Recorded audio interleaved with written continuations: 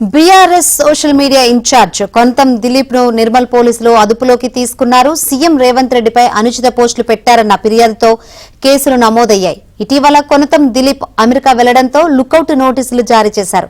ఈ క్రమంలో అమెరికా నుంచి తిరిగి వస్తున్న దిలీప్ ను శంషాబాద్ ఎయిర్పోర్ట్ లో పోలీసులు అదుపులోకి తీసుకున్నారు.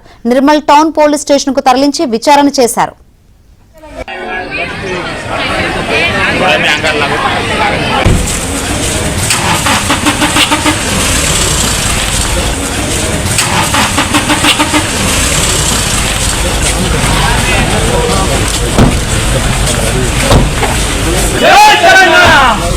జై Telangana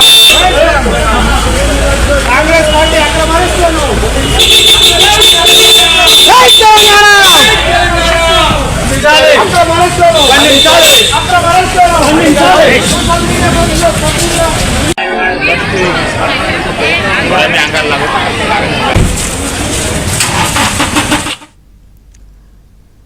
BRS social media incharge Konatham Dilip ను నిర్మల్ పోలీసులు అదుపులోకి తీసుకున్నారు. సీఎం రేవంత్ రెడ్డిపై అనుచిత పోస్టులు పెట్టారన్న ఫిర్యాదుతో కేసులు నమోదయ్యాయి. ఇటీవల కొనతం దిలీప్ అమెరికా వెళ్లడంతో లుకౌట్ నోటీసులు జారీ చేశారు. ఈ క్రమంలో అమెరికా నుంచి తిరిగి వస్తున్న దిలీప్ ను శంషాబాద్ ఎయిర్పోర్ట్ లో పోలీసులు అదుపులోకి తీసుకున్నారు. నిర్మల్ టౌన్ పోలీస్ స్టేషన్ కు తరలించి విచారణ చేశారు. రైట్, ఇక ఇదే అంశం సంబంధించి మరిన్ని వివరాలు అందించేందుకు మా ప్రతినిధి మాంతయ్య సిద్ధంగా ఉన్నారు. మాంతయ్య, శంకరి కొంతం దిలీప్ బీఆర్ఎస్ సోషల్ మీడియా సంబంధించి ఇన్ఛార్జ్ కొనసాగుతున్నారు.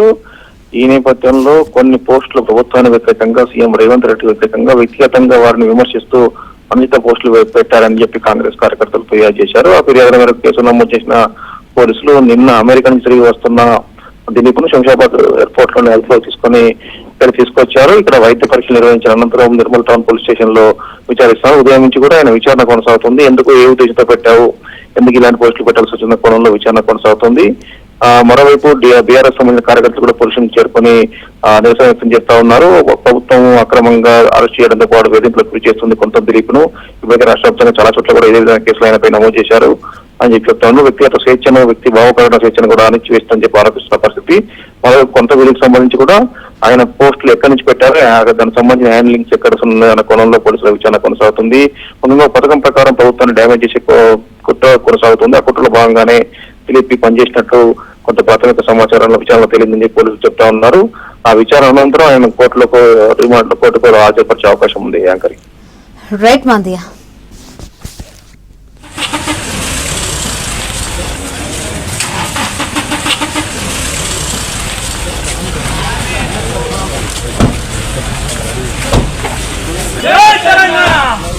జై తెలంగాణ కాంగ్రెస్ పార్టీ అక్రమాస్తులను